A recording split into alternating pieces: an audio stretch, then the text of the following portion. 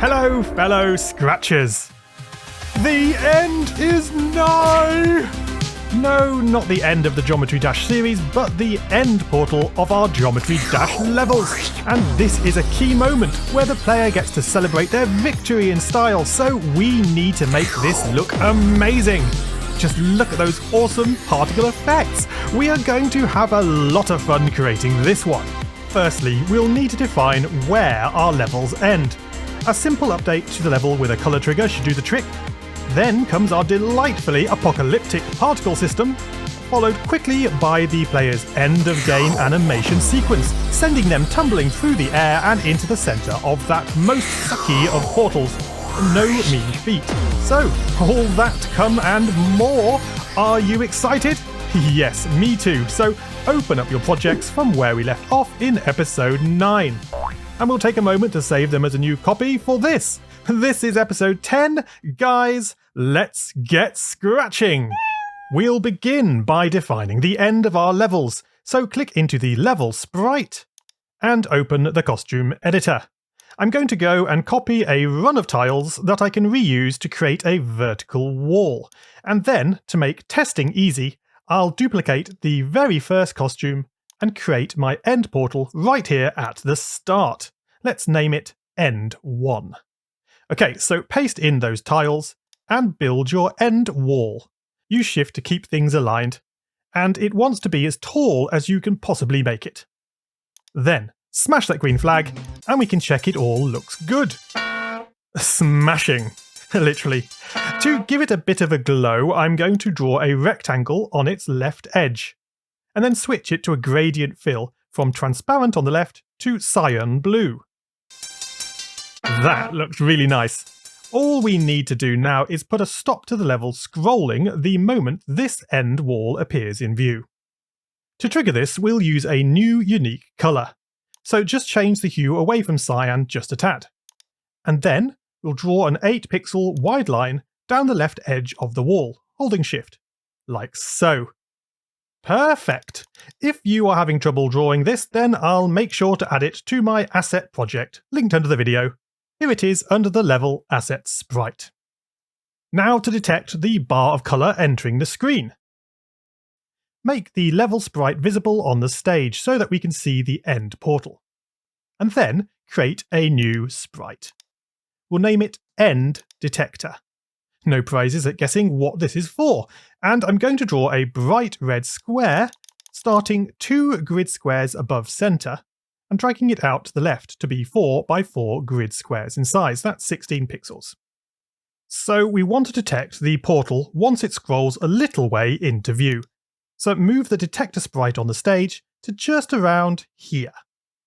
Right, to the code. When green flag clicked, go to XY, and I'll round these values off to 220 by 0. And the game begins. When I receive Game On. We'll first wait for 1 second. This is to allow the game to start and to ensure we don't accidentally trigger the end of level at startup.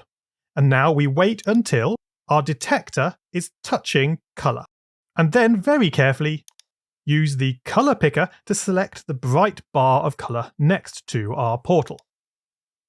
Then, when that happens, what do? We stop the level scrolling any further by setting scroll speed to 0. Great, let's give that a test. And here comes the portal. Oh wait, what? Oh, that was a complete failure, wasn't it? Did I not pick the correct colour? Oh, the wait. Let's try 0.1 seconds instead. I bet this will work. Yes! Oh my gosh, that had me going for a moment. Next up, we're going to add in those beautiful particle effects. Broadcast, and a new message, level complete. Now, for the particles to appear in all their glory, we'll want to scroll the screen up a little bit to give us some more space to work with. When I receive level complete, loop forever, and we'll check if the floor is on screen. If camera Y is less than floor shimmy. then yes, the floor is still on screen. So we want to smooth scroll it downwards. Change camera Y by, and we'll use a round block, and then we multiply by 0.1 for that smooth scroll effect. And we want the difference, so use a subtract between floor shimmy and the current camera Y. Let's see that in action, shall we? And again. Nice. The level snappily scrolls down to reveal more portal. Which means it's time to create something awesome! The end portal particles. If we look at the official Geometry Dash, the way these appear to work is that they spawn in a semicircle around the center of the end portal, and at various sizes and speeds, they get sucked directly into its core, shrinking as they do. Well then, particles. We already have 2 sprites for these, particles and particles 2. Do we need more? Tell you what, let's rename particles 2 as explode particles, so we remember what it was for. And now, yes, we will create a brand new sprite, naming it end particles. I'm keeping all these separate just to avoid making the code more complex. What we will need is to copy the particle costume from the explode particles into our new end particles sprite. Nice, we are ready to code this up. First, let's initialize things. When green flag clicked, hide. Only when we receive a level complete do we want to start spawning particles, and lots of them. Repeat 10 to gradually bring them in, and then create clone of myself. But not just 1, 6 create clones all at once. Doing this 10 times over will give us 60 particle clones in this end of level effect. Nice! Now we want to position the new clones in a semicircle around the center of the end portal, which happens to be where we placed this end detector sprite. When I start as a clone, show, and go to the end detector. Now we spread these particles out in a semicircle. Point in direction, pick random, from 0.0 to 180, and then move by -200 steps. Yes, that is backwards, because we are backing them up, ready to fly forwards back into the portal. To test this theory, click the When I Receive Level Complete script, and watch all 60 clones form a beautiful semicircle. Very cool! I do note that these particles are displaying rotated, and we don't want that, so click on the direction input and switch to Don't Rotate. Tap the Stop button to reset the clones, and then click the Level Completed script again. Excellent, they are all uniform.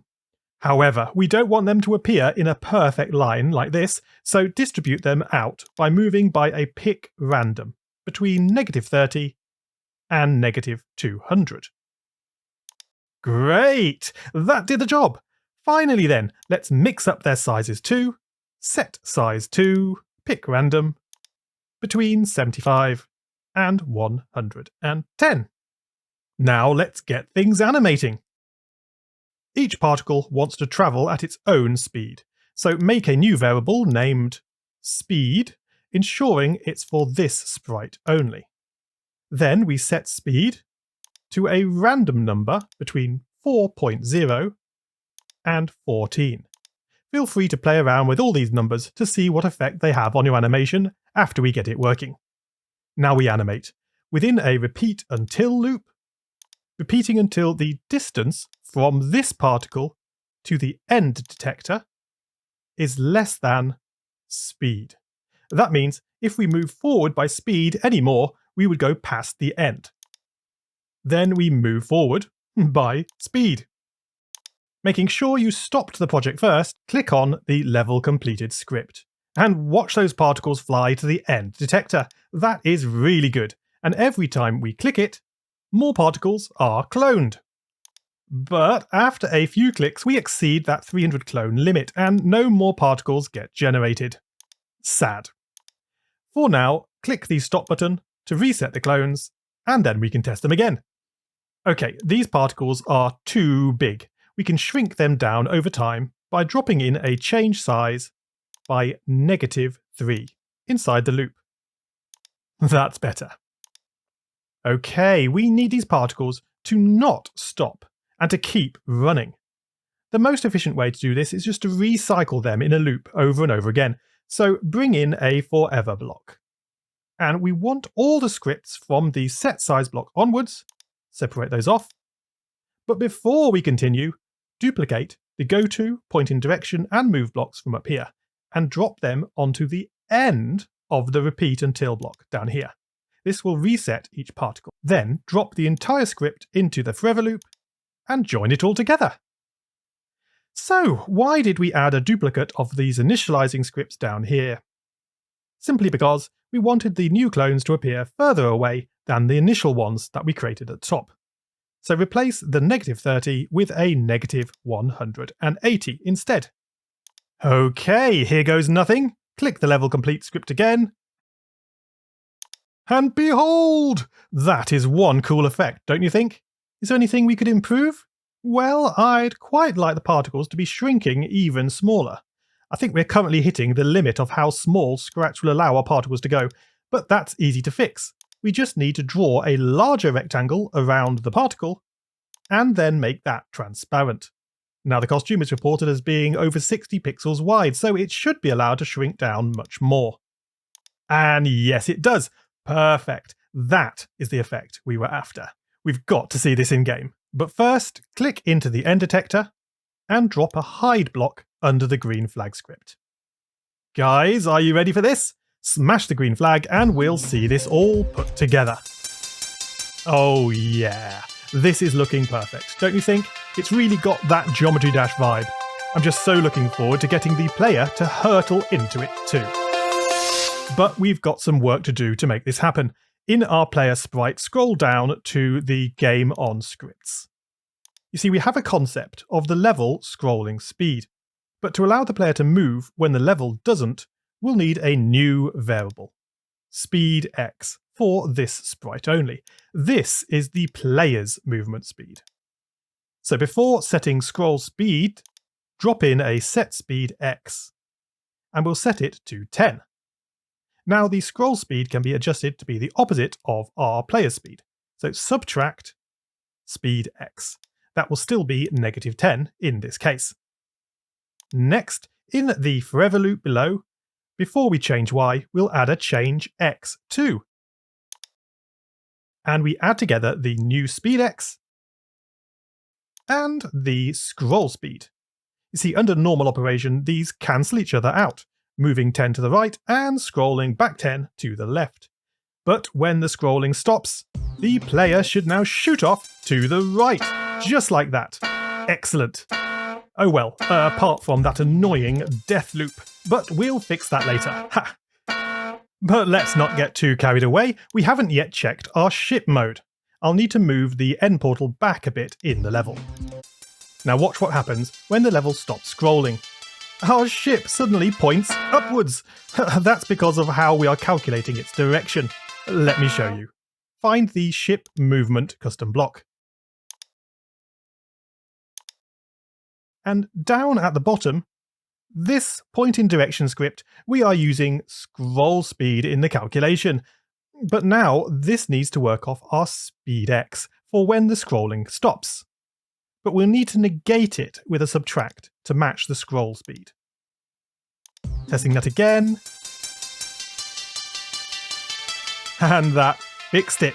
Great. I must just point out that we could simplify this maths a teeny bit now if we wanted, by removing the subtract from the right and switching the left add to be a subtract instead. 90 subtract the 8 and blah blah blah. There we go, a lot neater. And it works just as well. Now, let's study the player motion. The next thing to occur is the player slows down before launching up and being hurled into the portal. So scroll down into some free space, and we'll trigger this off of a when I receive level complete hat block. A small delay of 5 animation frames using an empty repeat 5. And then another repeat 5, this time slowing down the player. So change speed x by -2. Doing that 5 times will bring the player's speed right down to 0, a full stop. Also, we want to gradually bring the vertical movement to a halt too. Set speed y to itself, speed y, multiplied by 0.5, halving its value each frame. Finally, stop other scripts in this sprite to halt the main game loop. And then, oh hold on, we've coded this before, just above. This makes sure the player is not appearing as a hitbox.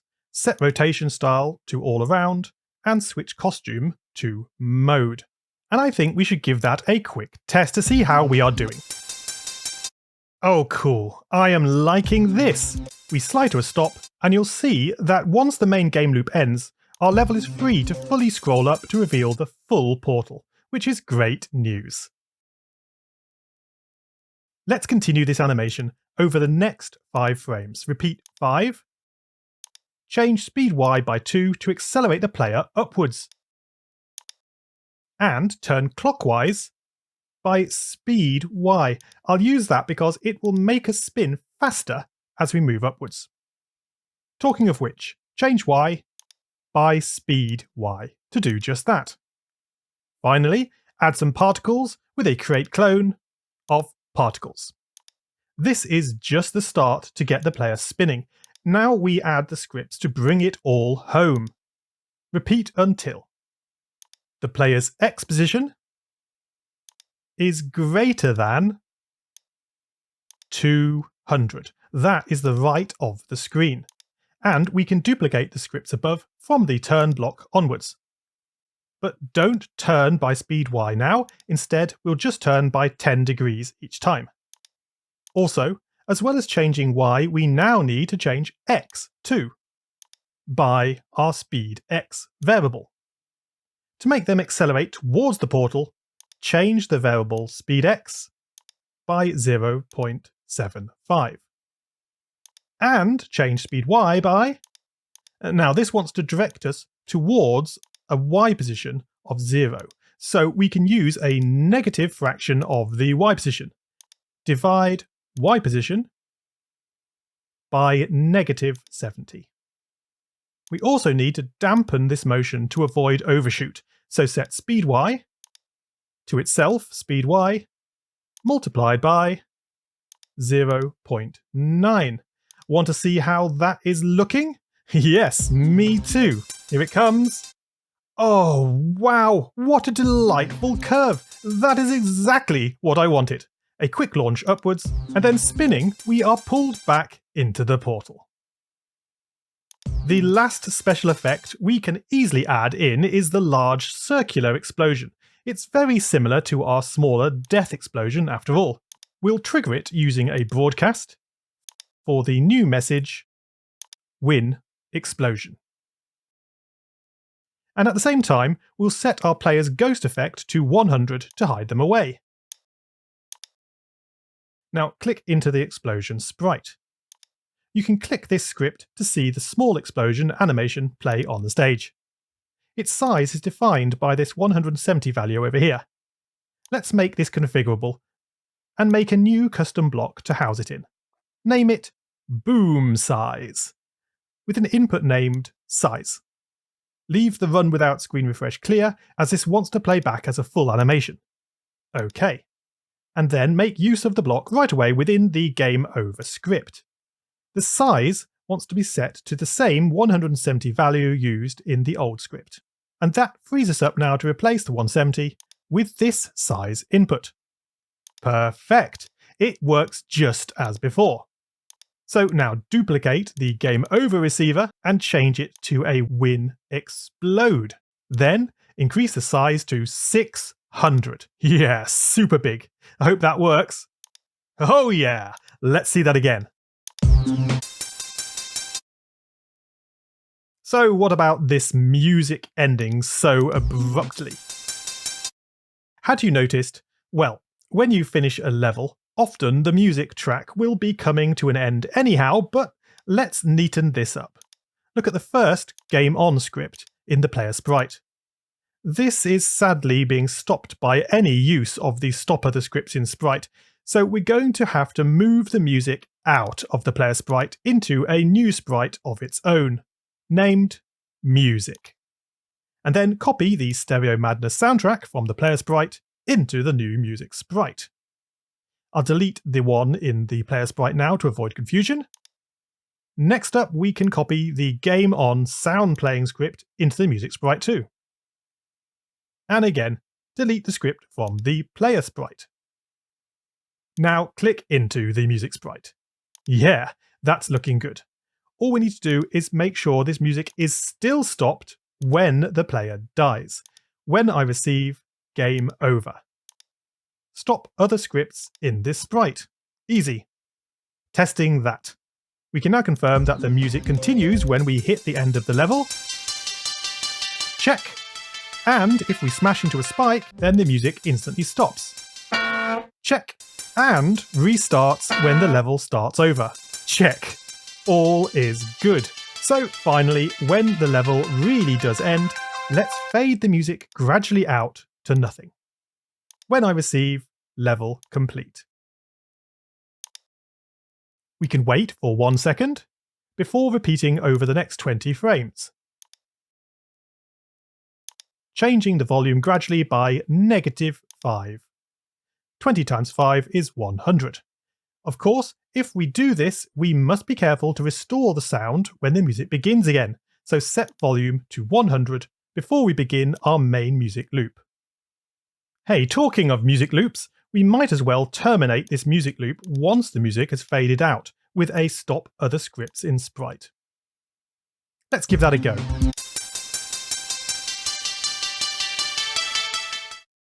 That's good. The music is brought to a tidy end. Of course, you may well try to synchronize your music length to the length of your level, in which case you might want to remove the forever loop from your music track altogether, but that is completely up to you. The only thing remaining in this episode is for us to try to get the game to boot back to the main menu once we've beaten a level. We'll instigate this from within the end detector sprite. But you may want to do this elsewhere, it's completely up to you. We wait for, I don't know, say 8 seconds? That could be too long, we'll see. And then we stop other scripts in the sprite, specifically the script that scrolls us upwards. And then broadcast to restart the main menu, a new message, main menu. Okay, let's go around our sprites, making sure they behave correctly now. The menu sprite first. We need to replace these green flag receivers with main menu receivers instead. Both of them. The player sprite next. This green flag also needs replacing when I receive main menu. The level sprite, that doesn't have any green flag scripts, but it does need to reset when I receive main menu, hide, and then delete any clones. Lastly, the end particles. Similarly, when I receive main menu, delete this clone. Is that it? Let's check. Nope, our main menu has disappeared altogether. Ah, I know. Back into the menu sprite. We never kicked off the main menu scripts. When green flag clicked, broadcast, main menu, of course. And that looks better. But let's check out the level restart. Normal death is okay. And now wait for it. Yeah, I knew 8 seconds might seem too long. 1 eternity later. What's this? Gosh, I'm not doing so well, am I? Looks like I forgot to reset the player sprite fully. And the level scrolling too. I know what it is. In our player sprite, scroll down to just before the main game loop. We need to duplicate the set speed X and set scroll speed blocks here. And we'll set them in the main menu script to get the level scrolling once more.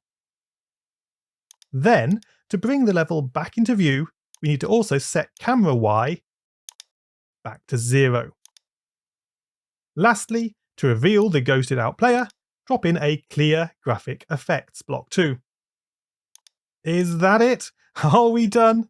Smash the green flag and we'll take a look. I'm flying through the level to the end now, and waiting. Yes, it was worth the wait. It's all beautifully restored once more. Man, that was a ride, but we finally did it. We can stuff that end of level costume wherever we need it in the level, and the game will play out perfectly. All it needs now is a splash screen to congratulate the player on beating the level, but I leave that as an exercise for you, if you'd like to give that a go yourselves. Either way, I'm dead excited to see how your projects are getting along, so do submit them to the Scratch Studio linked under this video. So what is next for this tutorial series?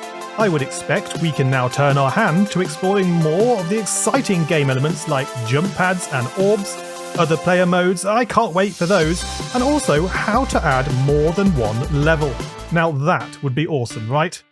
If you agree, then please smash that like button and don't forget to subscribe to this channel, checking the bell icon so as not to miss the next exciting episode the moment it drops.